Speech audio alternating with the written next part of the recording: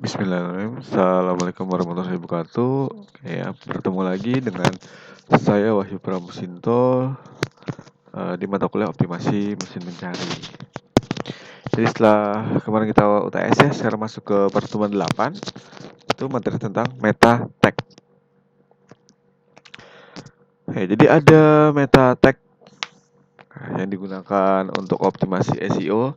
Yang pertama namanya meta title ya, atau title tag. Nah, jadi title tag merupakan tag HTML yang memberikan judul ya, pada halaman website. Nah, si title tag ini akan muncul di hasil pencarian ya, entah itu pencarian di Google atau pencarian di mesin pencari yang lainnya. Nah, setelah kita tentukan judulnya apa atau titelnya apa, maka isi kontennya harus sesuai dengan judul. Ya, jangan sampai antara isi sama kontennya beda.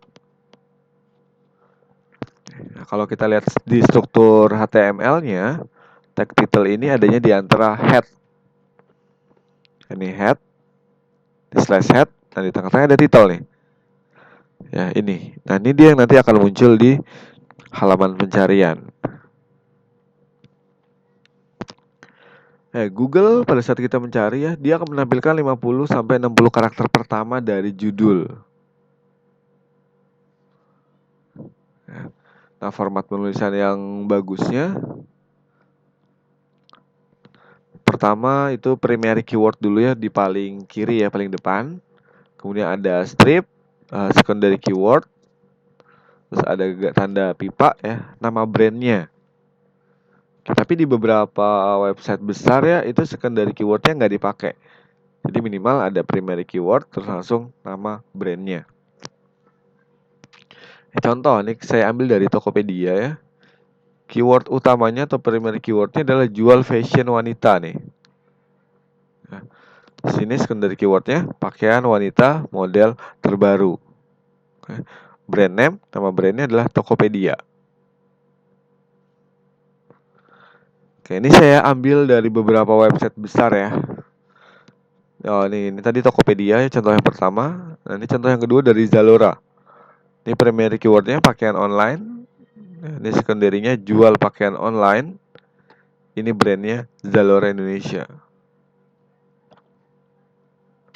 Ini dari Lazada, dia cuma ada primary saja. Jual pakaian wanita branded terbaru. Dia nggak ada secondary keywordnya, langsung brand. Nah, ini kalau di Bukalapak, ini primary keywordnya jual beli baju. Nah, secondary keyword ini busana dan fashion wanita murah. Brandnya Bukalapak ya. Tapi dia beda nih, nggak pakai strip, dia pakainya garis miring. Oke, nggak apa-apa ya, itu buat memisahkan antara primary keywordnya sama secondary keyword.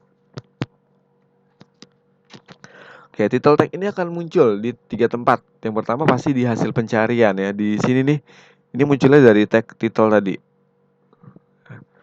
Yang kedua akan muncul di web browser ya. Biasa di web browser di bagian paling atas atau di title bar-nya. Nah, itu akan muncul title tag di sana. Terus yang ketiga di social network ya. Di pada saat kita share artikel kita atau website kita ke Facebook ya misalkan, nah di situ akan muncul judul dari title ya, tag titelnya nih. Ya, contoh ini di hasil pencarian ya, judul artikel saya, cara menghitung ongkos kirim ke luar negeri dengan EMS Pos. Ini hasil pencarian. Yang kedua, kalau dibuka di browser ya, nah maka titelnya akan muncul di title bar nih, di bagian sini. Ini yang ketiga, kalau artikel ini saya share ke Facebook. Nah, ya, judulnya munculnya di sini. Ya, itu 3 tempat di mana title tag akan muncul. Tipsnya maksimal 60 karakter. Ya, jangan terlalu panjang, karena kalau kepanjangan nanti akan dipotong, ya, kemudian diganti dengan titik-titik. Ya. Jadi kayak saya ini kepanjangan nih ya, jadi kelebihan ini diganti dengan titik-titik. Hindari penggunaan judul yang hanya berisi pengulangan kata kunci atau variasi kata kunci. Ya. Misalkan sepatu murah, toko sepatu pria murah, toko sepatu murah sekali. Jadi jangan kita bikin judulnya seperti itu. Gunakan judul yang berbeda di setiap halaman atau di setiap artikel. Letakkan kata kunci utama di bagian depan. Ya, jangan taruh kata kunci utama di bagian belakang. Kenapa? Karena takutnya dia lebih dari 60 karakter sehingga kata kunci utamanya malah nggak muncul, ya, malah tidak dibaca oleh Google. Nah, berikutnya ada meta description. Meta description adalah atribut HTML yang berisi ringkasan halaman, yang merupakan kalimat yang akan muncul di hasil pencarian di bawah URL. Ini kan judulnya, ini URL. Nah, ini dia ambil dari meta description. Ya. Ini contoh saya ambil dari website Budiluhur, BH Budiluhur. Kemudian ini saya ambil dari website saya, nerolshop.net. Meta description memberikan informasi kepada spider atau bot tentang isi konten website Anda. Panjang maksimal adalah 160 karakter. Dan kalau kelebihan akan dipotong di hasil pencarian. Nah, jumlah ini nanti akan jadi lebih dikit lagi kalau kalau websitenya diaksesnya melalui mobile ya, atau smartphone. Nah, sama seperti title, si meta description ini juga ditaruhnya di head. Ini ada meta name description. Konten isinya apa? Misalkan ini ya.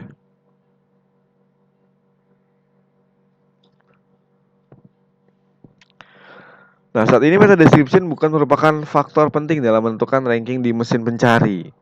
Jika dalam sebuah halaman tidak ada meta description, maka mesin pencari akan mengambil kalimat awal di halaman tersebut. Jadi ada beberapa kasus website yang tidak punya meta description, maka Google akan menampilkan ya random. Ya, tapi biasanya dia akan ngambil dulu di kalimat awal ya. Kalau nggak ada dia akan ambil secara random.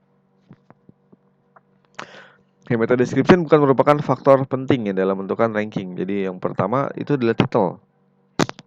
Nah, kalau meta description nanti kita bikin kalimat-kalimat yang menarik. Kayak tipsnya bikin kalimat yang menarik ya sehingga ingin orang mengklik. Mana? Contohnya tadi saya lihat yang di sini ya. Di Tokopedia ini kan menarik nih. Beli koleksi fashion wanita berkualitas terbaru dan lengkap. Harga terbaik. Cicilan kredit 0%, promo murah. Nah, itu menarik. Sehingga kalau misalkan ada 4 ini, orang klik, oh ini bagus nih. Karena apa? Ada kredit.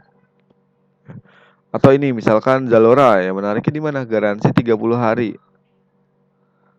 Oke, terus ini Lazada ada voucher diskon ya, ada bisa COD. Nah, itu yang menarik maksudnya ya. Terus pakai meta description yang berbeda di setiap halaman. Jadi jangan sampai ada 2 artikel atau 2 halaman yang meta description sama. Nah, kalau kita jualan produk tadi masukin buying keywordnya ya, promonya. Misalkan tadi jual itu buying keyword jual, beli. Terus promonya misalkan terbaik, termurah, ya diskon. Ya, kelebihannya apa? Tadi kelebihannya bisa COD, bisa cicilan. Bisa juga masukin nomor handphone ya. Supaya nanti pembeli langsung kontak dari situ. Nah, ini ya. Ini tadi ya contoh penggunaan promo di meta description. Oke, yang terakhir ada meta keyword. Nah, ini meta keyword memberikan informasi kepada spider atau bot tentang isi konten website Anda. Ya, tapi sekarang meta keyword ini sudah tidak dipakai. Jadi ini sekedar ilmu aja. Dulu tuh meta keyword dipakai. Cuma karena sering dipakai buat spam ya oleh pembuat artikel, sehingga ini sekarang bukan merupakan faktor penting lagi ya, karena sering dipakai buat spam keyword. Contohnya itu ada di head juga sama ya, title, ada meta name keyword. Kalau tadi kan meta name description ya. Kontennya apa? Ini kata kunci yang ditargetkan, dikasihkan tanda koma.